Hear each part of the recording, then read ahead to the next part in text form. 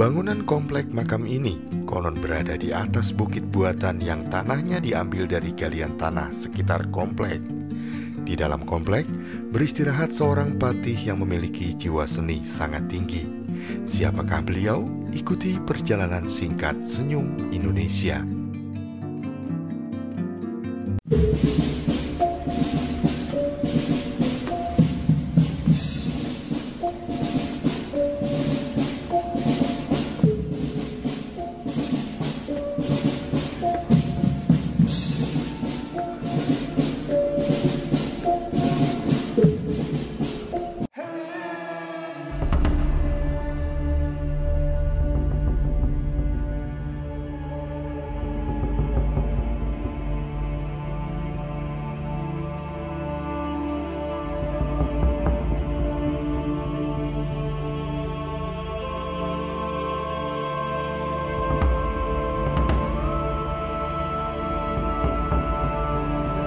Pagi hari yang mendung dan sempat juga turun gerimis tadi, aku kembali menuju ke arah timur kota Yogyakarta.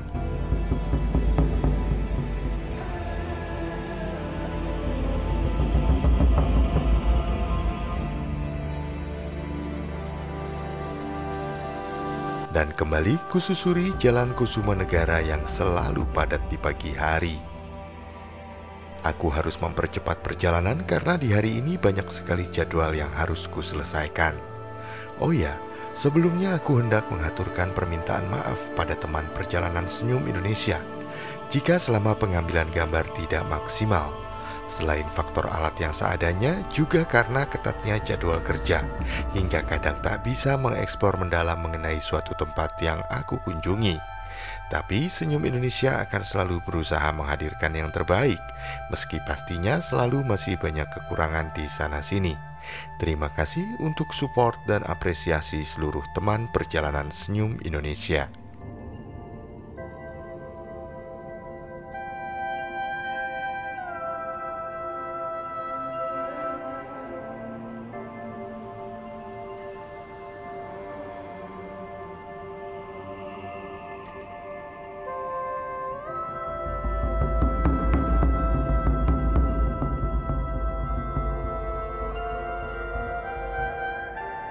Dan pagi ini aku menuju ke sebuah tempat yang letaknya tak begitu jauh dari situs Gua Siluman yang beberapa waktu lalu pernah aku kunjungi.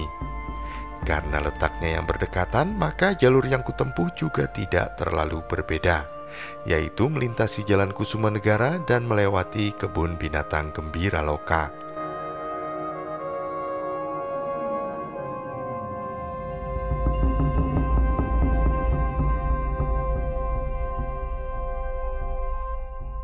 Kemudian menuju ke arah Jalan Lingkar Luar Timur atau Ring Road Timur Yogyakarta.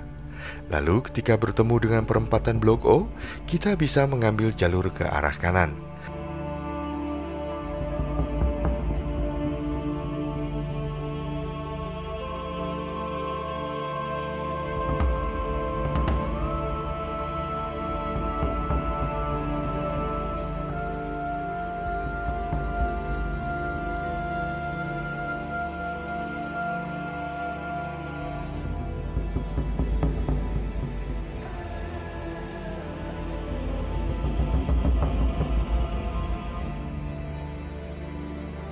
Dan di gang pertama bisa berbelok ke kiri, maka lokasi yang aku tuju segera terlihat.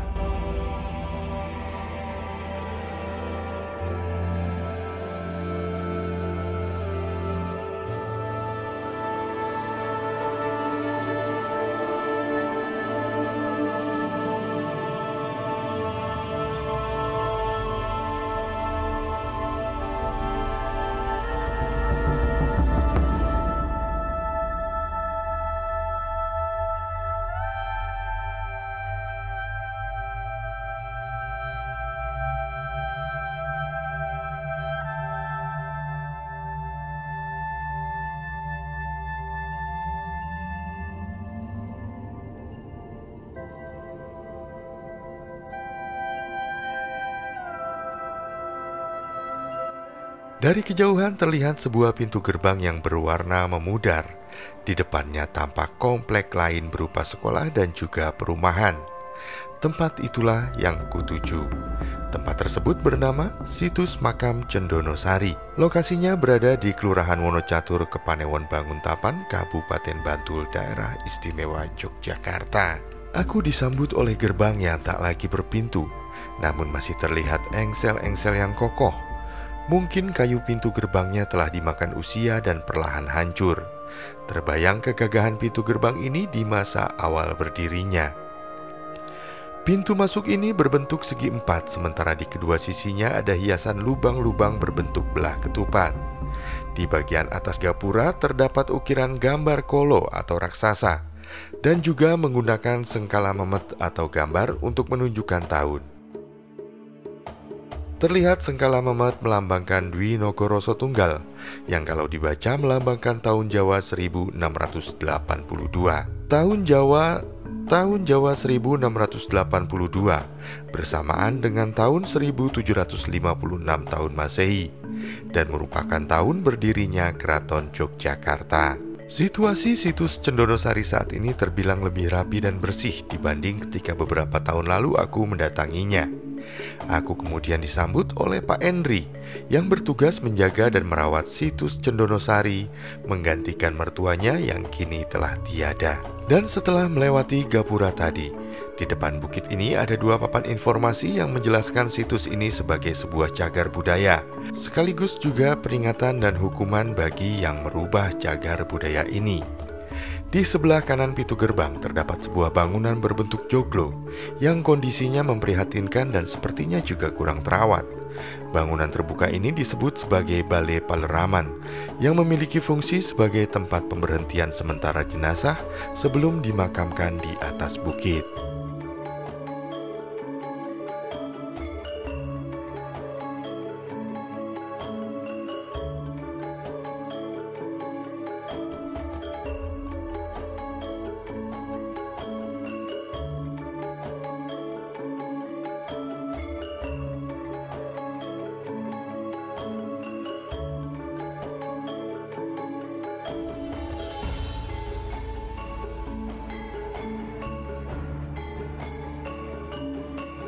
Tepat di depan gapura terletaklah bukit yang merupakan pusat dari situs makam Cendonosari ini. Konon bukit setinggi sekitar 8 meter ini merupakan bukit buatan yang tanahnya diambil dengan menggali parit di sekelilingnya. Aku pun kemudian diantar oleh Pak Endri untuk melihat bagian bawah dari bukit Cendonosari ini. Meski kondisinya terlihat kurang sehat, tapi Pak Endri sangat bersemangat menemani dan terus menceritakan perihal situs makam Cendonosari ini. Terlihat di bagian kanan adalah kubangan parit yang dahulu tanahnya konon digunakan untuk membuat gundukan, yang akhirnya seolah menjadi sebuah bukit. Menurut Pak Endri, kedalamannya dulu sekitar 4 meter, itu pun menurut cerita mertuanya.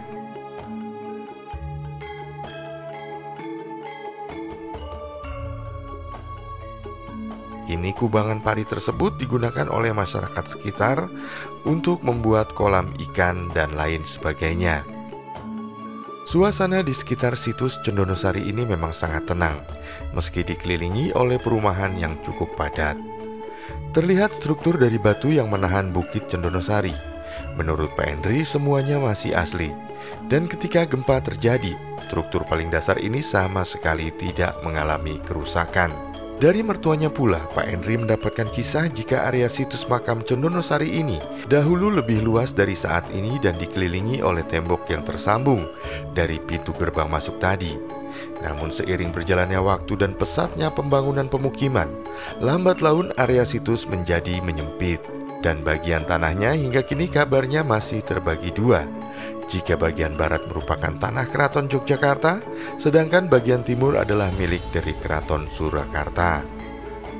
Situs makam Cendonosari ini merupakan makam dari Patih dan Rujo ke-7 beserta istrinya, yaitu Gusti Kanjeng Ratu Hayu, yang merupakan anak dari Sri Sultan Hamengkubuwono ke-7, dan juga di sini dimakamkan beberapa anggota keluarganya. Patih dan Rujo ke-7 selama hidupnya dikenal sebagai patih yang memiliki jiwa seni sangat tinggi. Beliau sangat menyukai seni pertunjukan dan berkeinginan membawa pertunjukan wayang orang keluar dari tembok keraton. Untuk tujuan tersebut, beliau menciptakan Langan Mandrawanara yang tarian-tariannya dilakukan dengan berjongkok dan dialognya berupa tembang. Selain itu, beliau juga menciptakan gamelan yang bilahnya terbuat dari pecahan kaca. Gamelan tersebut dikenal dengan nama Gamelan Kiai Beling.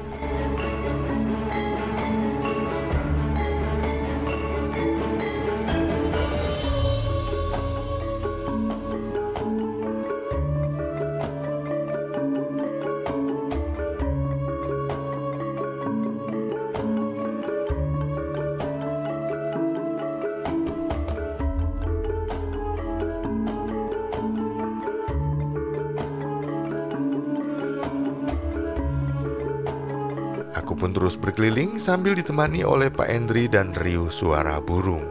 Lalu terlihat bangunan seperti tiang gapura yang menempel langsung ke rumah warga.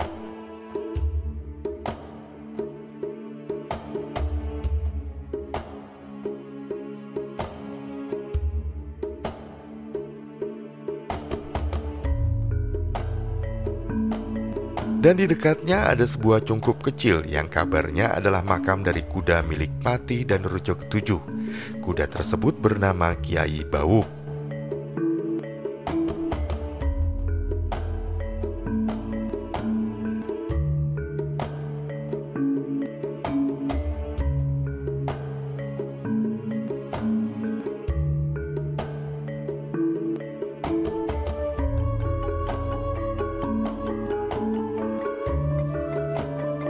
Pak Henry kemudian mempersilahkan aku untuk naik ke area makam, melewati anak tangga yang lumayan banyak.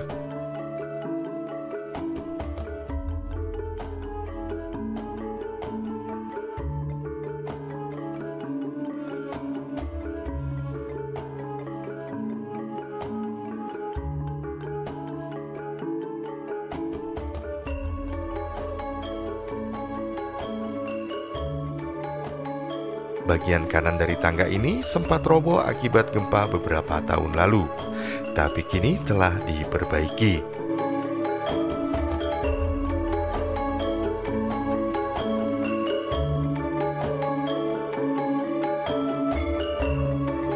Masih terlihat reruntuhan lama yang teronggok di sisi timur dari area makam.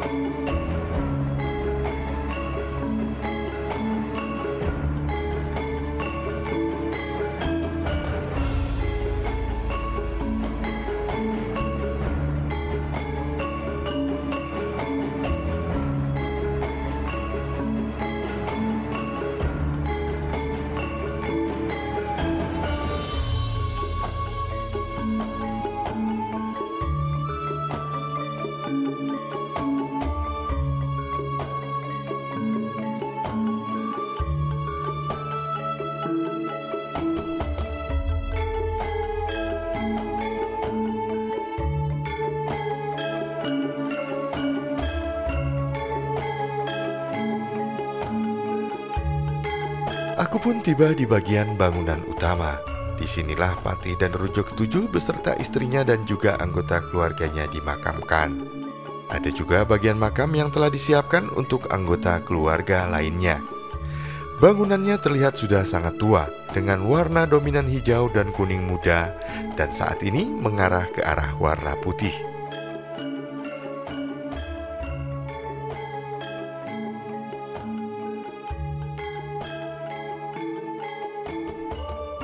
Sejenak aku diantar berkeliling bagian luar bangunan ini dahulu.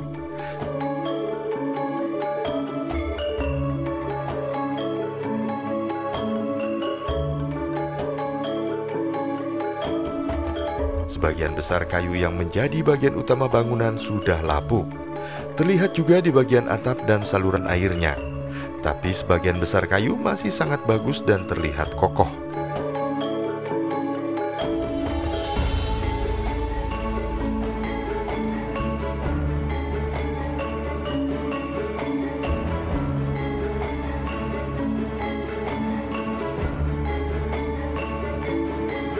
Aku kemudian diantar masuk ke bagian dalam bangunan oleh Pak Henry. Pak Hendri menjelaskan siapa saja yang dimakamkan di sini. Berada di bangunan ini terasa sangat sejuk, dan mendadak aku mengalami dejavu yang mengindikasikan bahwa aku pernah bermimpi hal yang sama dengan kondisi yang terjadi saat ini.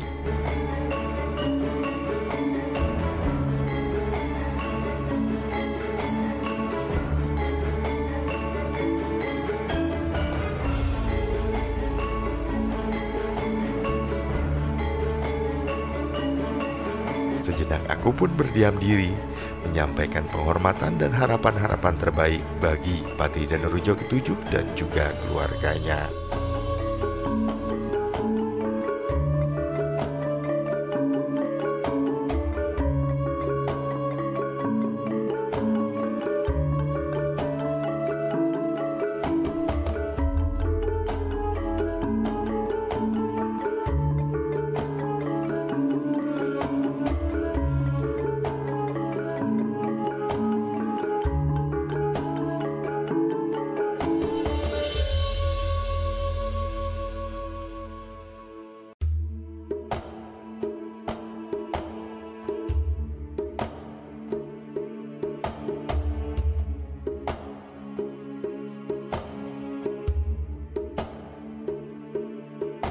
Setelah selama beberapa saat aku berdiam diri, Pak Hendri ternyata masih menungguku.